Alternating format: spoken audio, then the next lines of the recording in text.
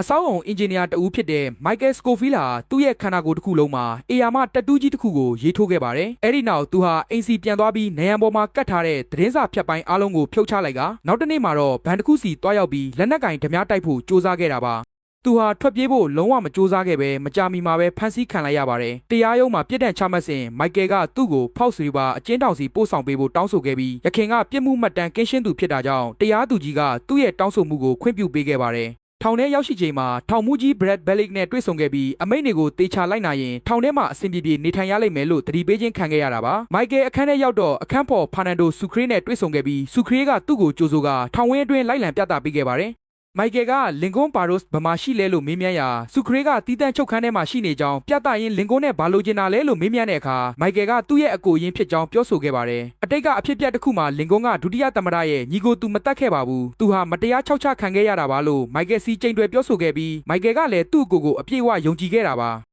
လက်ရှိချိန်မှာတော့ Michael ဟာဆီးချိုယောဂရှိနေလို့အင်ဆူလင်ထိုးဖို့လိုအပ်တယ်ဆိုပြီးအကြောင်းပြကဒေါက်တာဆာရာတန်ခရီဒီစီတွားရောက်စစ်ဆေးမှုခံယူခဲ့ပါတယ်။နောက်ပိုင်းမှာလင်ကွန်ဖျားเจ้าကနေတန်ကြိုးတွေနဲ့ထွက်လာချိန်မှာ Michael ကိုတွေ့သွားပြီးထောင်ထဲပါလာလောက်တာလဲလို့မေးရာ Michael ကအတူတူထောင်ပေါက်ပြေးဖို့လာခဲ့တာဖြစ်ကြောင်းပြောပါတယ်။လင်ကွန်းကမဖြစ်နိုင်ဘူးလို့ပြောပေမဲ့ Michael ကတော့ဒီထောင်ကိုကိုယ်တိုင်ဒီဇိုင်းဆွဲခဲ့သူအတွက်တော့မဖြစ်နိုင်တာမရှိဘူးလို့ပြန်ပြောခဲ့တာပါ။နောက်တစ်နေ့မှာ Michael ဟာလင်ကွန်းရဲ့ချစ်သူဟောင်းလည်းဖြစ်သူ့ရဲ့ရှေ့နေလည်းဖြစ်တဲ့ Veronica Donovan နဲ့တွေ့ဆုံခဲ့ပြီးလင်ကွန်းဟာအပြစ်ကင်းစင်ကြောင်းနဲ့ဆေးထိုးသေးတယ်မပေးမီအကိုဖြစ်သူကိုကယ်ထုတ်ဖို့ဒီနီလန်းတစ်ခုတည်းသာရှိတော့ကြောင်းရှင်းပြခဲ့ပါတယ်။အပြင်လောကမှာတော့ Paul Kellerman လို့အမည်ရတဲ့အစိုးရအေဂျင့်တူဟာလင်ကွန်းကိုခြောက်ချထားတဲ့လှုပ်ဝက်ချက်တွေမပေါက်ကြားစေဖို့နဲ့ဒုတိယသမ္မတရဲ့ညီအသက်ရှင်နေသေးတဲ့ကိစ္စကိုဖုံးကွယ်ဖို့အစအနတွေကိုလိုက်လံရှင်းလင်းနေခဲ့တာပါ။ထောင်ထဲမှာတော့ Michael ဟာဂျွန်အာဘရူစီလိုချင်တဲ့အဖိုးတန်သတင်းအချက်လက်တွေသူ့စီမှာရှိနေကြောင်းပြောပြီးအာဘရူစီရဲ့ထောင်တွင်းအလုပ်သမားအဖွဲ့တွေဝင်ရောက်နိုင်ဖို့ဆွဲဆောင်ခဲ့ပါတယ်။ဒါမှသာနေဘက်မှာအကိုဖြစ်သူနဲ့စကားပြောခွင့်ရရှိမှာမလို့ပါ။တနေ့အလုပ်ချိန်ပြီးလို့အဝတ်လက်ခန်းထဲရောက်ချိန်မှာဘလို့ထောင်ဖောက်မလဲလို့လင်ကွန်းကမေးမြန်းရာ Michael ကသူ့ရဲ့ခန္ဓာကိုယ်တစ်ခုလုံးမှာရေးထိုးထားတဲ့ထောင်ပုံစံလျှို့ဝှက်တက်တူးတွေကိုလှန်ပြလိုက်ပါတော့တယ်။ဖះเจ้าထဲမှာ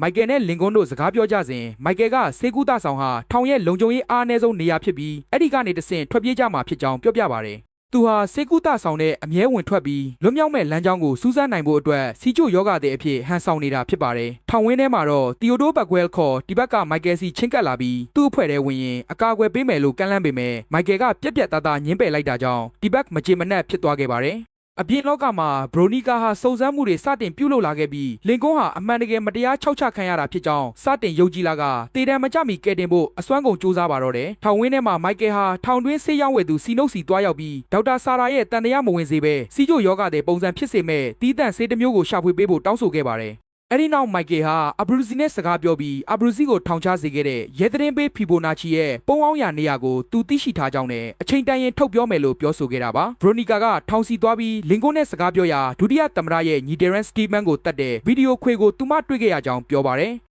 လင်ကွန်းကထိုညမှာသူအခင်းဖြစ်ရာရောက်ခဲ့တာမှန်ပေမဲ့ပြစ်ခတ်ဖို့သွားချိန်မှာကားထဲမှာဘယ်သူမှမရှိခဲ့ကြောင်းရှင်းပြခဲ့လို့ Veronica ကသူ့ကိုယုံကြည်သွားခဲ့ပါတယ်။ Paul Kellerman ဟာ Veronica ကလင်ကွန်းအပြစ်ကင်းကြောင်းလိုက်လံစုံစမ်းနေတာကိုသိရှိသွားပြီးဒါဟာမကောင်းတဲ့လက္ခဏာဖြစ်ကြောင်းသဘောပေါက်လိုက်ပါတယ်။သူဟာဒုတိယသမ္မတစီဖုံးဆက်ပြီးမကြသေးမီကသိရှိခဲ့တာတွေကိုအကုန်အစီရင်ခံရာဒုတိယသမ္မတကဒါကိုရှင်းလင်းပစ်ဖို့အမိန့်ပေးလိုက်ပါတယ်။ Michael ဟာသူကိုယ်တိုင်ပြုလုပ်ထားတဲ့တော်ကလောက်တန်နဲ့အခန်းထဲကအိမ်သာကွက်ကိုစတင်ဖြုတ်ပါတော့တယ်။ Fibonacci ရှိတဲ့နေရာကိုမထုတ်ပြောတာကြောင့်အာဘရူစီဟာ Michael ရဲ့ခြေချောင်းတစ်ချောင်းကိုဖျက်ပစ်ခဲ့ပါတယ်။အာဘရူစီဟာဖီဘိုနာချီရဲ့နေရာကိုရှာဖွေပြီးရှင်းပြနိုင်ဖို့အတွက်မာဖီးယားကိုင်းစီကနေအမိန့်တွေရရှိနေခဲ့တာပါ။ Michael ကသတင်းချက်လက်ကိုမပေးဘဲတောင်းခံထားခဲ့ပြီးစေကူသားဆောင်စီအရေးပေါ်ခေါ်ဆောင်ခံခဲ့ရတာပါ။ဒေါက်တာဆာရာကတခုခုဖြစ်ပျက်ခဲ့မှန်းသိပေမဲ့ Michael ကမတော်တဆမှုလို့ပဲလိန်ညာခဲ့ပါတယ်။နောက်ပိုင်းထောင်ဝင်းထဲမှာလင်ကွန်းကအာဘရူစီလောက်ရက်ကိုတီးသွားပေမဲ့ Michael ကအာဘရူစီဟာသူတို့ထွက်ပြေးဖို့အတွက်လက်မှတ်ဖြစ်တာကြောင့်တီးခံဖို့အကိုဖြစ်သူကိုတားဆီးခဲ့ပါတယ်။ Michael ကဆူခရီးရလည်းအစီအစဉ်ရဲ့အရေးကြီးစိတ်ပိုင်းဖြစ်ပေမဲ့ပြစ်ဒဏ်16လသာကြံတော့တာကြောင့်ဖြောင်းဖျဖို့လိုအပ်ဦးမယ်လို့ပြောဆိုခဲ့ပါတယ်။ Veronica ဟာအဓိကမျက်မြင့်သက်တဲ့အမျိုးသမီးတဦးကိုအမှန်အတိုင်းထွက်ဆိုပေးဖို့ကြိုးစားပေမဲ့ထိုအမျိုးသမီးကအစိုးရနဲ့ရန်သူမဖြစ်ချင်တာကြောင့်ညှင်းပယ်ခဲ့ပါတယ်။ရုံးခန်းစီပြန်ရောက်ချိန်မှာကယ်လာမန်နဲ့တွေ့ဆုံခဲ့ပြီးလင်ကွန်းအမှုကိုဆက်မစုံစမ်းဖို့တတိပေးခံရပေမဲ့ဒါဟာ Veronica ကိုအမှန်တရားရှာဖွေခြင်းစိတ်ပုံမပြင်းပြစေခဲ့တာပါ။ထောင်ထဲမှာ Michael ကဆူခရေကိုထောင်ဖောက်မဲ့အစီအစဉ်ပြောပြရာဆူခရေကထောင်တန်းပုံမတိုးချင်တာကြောင့်မပါဝင်ခြင်းပဲတခြားအခန်းစီပြောင်းရွှေ့သွားခဲ့ပါတယ်။ဒါပေမဲ့ဆူခရေကသတင်းပေးမှာမဟုတ်ဘူးလို့ပြောဆိုခဲ့ပါတယ်။ Michael ကအာဘရူစီကိုထောင်ဖောက်မဲ့အစီအစဉ်ပြောပြပြီးအပြင်မှာလေရင်တစင်းအသင့်ပြင်ပေးနိုင်မလားမေးရာအာဘရူစီကပြဿနာမရှိဘူးလို့သဘောတူခဲ့ပါတယ်။ ထိုနေ့မှပဲမိုက်ကယ်စီစိတ်မနှံ့တဲ့ဟေဝိုင်းယာဆိုတဲ့အခန်းဖော်သစ်ရောက်ရှိလာခဲ့ပါတယ်။အပြင်လောကမှာတော့ကယ်လာမန်နဲ့သူ့လုပ်ဖော်ကိုင်ဘက်ဒေးဗ်တို့ကအစောပိုင်းကမျက်မြင်သက်သေမျိုးသမီးကိုပြန်ပေးဆွဲပြီးသတင်းမပေါက်ကြားစေဖို့တပ်ဖြတ်ပစ်လိုက်ကြပါတယ်။အခန်းထဲမှာဟေဝိုင်းယာကမိုက်ကယ်ရဲ့တက်တူးတွေအကြောင်းမေးမြန်းရာမိုက်ကယ်ကတက်တူးယူသွတ်သူဖြစ်ကြောင်းလှည့်စားပြောဆိုခဲ့ပါတယ်။ဟေးဝိုင်းယာဟာအဆောင်တွေပေးတဲ့ဆေးကိုတောက်ဟန်ဆောင်ပြီးအဆောင်တွေထွက်သွားတာနဲ့အန်ထုတ်ပစ်ခဲ့တာပါဗရိုနီကာကလင်ကွန်းစီတွားရောက်တွေ့ဆုံပြီးသူမအခုလင်ကွန်းကိုယုံကြည်ပြီးဖြစ်ကြောင်းနဲ့မလို့မချင်းမရက်တက်မှုလို့ပြောဆိုခဲ့ပါတယ်ထောင်းတွဲဆုံကမ်းမှာဆူခရေးရဲ့တငယ်ချင်းဟက်တာရောက်လာပြီးသူဟာမာရီခရုစ်နဲ့အတူရှိနေပြီးဖြစ်ကြောင်းပြောပြတာကြောင့်ဆူခရေးဒေါသထွက်သွားခဲ့ပါတယ်မိုက်ကယ်ကထောင်ပိုင်ကြီးရဲ့ဇနီးအတွက်တာဂျ်မဟာမိုဒယ်ပြုလုပ်ပေးနေတာကြောင့်ထောင်ပိုင်ကြီးရဲ့သဘောကျခြင်းကိုခံရပြီးဒါကိုမကျေနပ်တဲ့ထောင်မူဘယ်လစ်ကမိုက်ကယ်ကိုနှိပ်ကွပ်လာခဲ့ပါတယ်ဟေဝိုင်းယာဟာမိုက်ကယ်ရဲ့တက်တူးတွေကိုအမြဲစူးစိုက်ကြည့်ရှုနေပြီးမိုက်ကယ်အိပ်ပျော်နေချိန်မှာထပ်မံကြည့်ရှုရင်းဒါဟာဝင်းကဘာပုံစံဖြစ်နေကြောင်းသဘောပေါက်သွားခဲ့တာပါနောက်တနေ့မှာဆူခရေးကမိုက်ကယ်စီချင်းကပ်လာပြီးမာရီခရုစ်ကိုဟက်တာလက်ထဲအပါမခံနိုင်တာကြောင့်အစီအစဉ်နဲ့ပြန်ပါဝင်ခြင်းကြောင်းပြောပါတယ်မိုက်ကယ်ကဟေဝိုင်းယာအခန်းထဲကထွက်သွားအောင်လှုံ့ဆော်ဖို့လိုအပ်ကြောင်းပြသခဲ့တာပါအခန်းထဲပြန်ရောက်တော့ဟေဝိုင်းယာကမိုက်ကယ်ရဲ့တက်တူတွေကိုစာရွက်ပေါ်မှာဆွဲထားတာတွေ့လိုက်ရလို့မိုက်ကယ်ကဟေဝိုင်းယာသူ့ကိုတိုက်ခိုက်ပါသည်ဟုဟန်ဆောင်ကအဆောင်တွေကိုခေါ်ယူဖမ်းဆီးစေခဲ့ပါတယ်ဆူခရေးအခန်းထဲပြန်ရောက်လာပြီးဘဲလစ်ကတော့ဒီလိုအခန်းပြောင်းရွှေ့မှုတွေကိုတန်တရားဝင်လာခဲ့ပါတယ်အပြင်မှာဘရိုနီကာဟာစွန်တော့ဟောင်းနစ်ဆာဗရင်ရဲ့အကူအညီနဲ့လင်ကွန်းကိုတွားရောက်တွေ့ဆုံရာလင်ကွန်းကတားဖြစ်သူအယ်ဂျီကိုမတက်စေဖို့အတွက်အကြက်ကင်ချိန်ချောက်ခံရပြီးဒီလူတက်မှုကိုလှုပ်ဆောင်ဖို့ခိုင်းစေခံခဲ့ရတာဖြစ်ကြောင်းထုတ်ဖော်ပြောဆိုခဲ့ပါတယ်မိုက်ကယ်ဟာအခန်းထဲကဘေစင်နောက်ကနယံကိုစတင်ကန်ခွဲလိုက်ပါတော့တယ်ဒူရီယာသမ္မတဟာမိုက်ကယ်ဖော့စ်ရီဗာထောင်ထဲရောက်နေတာကိုတန်တရားဝင်တာကြောင့်တခြားထောင်စီပြောင်းရွှေ့ဖို့အမိန့်လက်မှတ်ရေးထိုးပြီးကယ်လာမန်ကထိုအမိန့်ကိုထောင်ပိုင်ကြီးစီယူဆောင်သွားခဲ့ပါတယ်ထောင်ပိုင်ကြီးကမိုက်ကယ်စီသွားပြီးထောင်ပြောင်းရွှေ့ရတော့မယ်လို့အသိပေးခဲ့ပါတယ်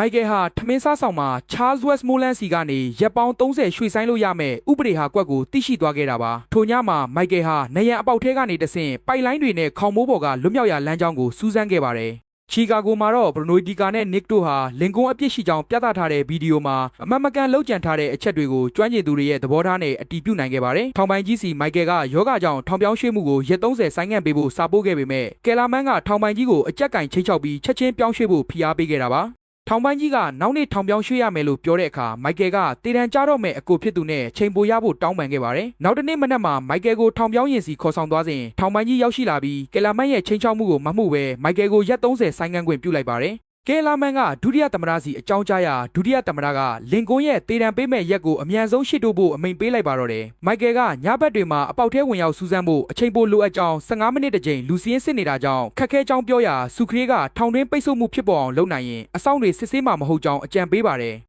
နောက်တနေ့မှာမိုက်ကယ်ဟာအပေါက်ထဲဝင်သွားပြီးလေအေးပေးဆက်စနစ်ကိုဖျက်ဆီးလိုက်တာကြောင့်ထောင်တွင်းအလွန်ပူပြင်းလာပြီးအကျဉ်းသားတွေအချင်းချင်းရန်ဖြစ်ကအဒီကယုံစတင်ဖြစ်ပွားပါတော့တယ်အဆောင်တွေထွက်ခွာပြီးထောင်ကိုပိတ်ဆို့ထားစဉ်မှာမိုက်ကယ်နဲ့ဆူခရေးတို့ဟာနယံအပေါက်ထဲကနေထွက်ပြေးမဲ့လမ်းကြောင်းကိုတွားရောက်စူးစမ်းခဲ့ကြတာပါ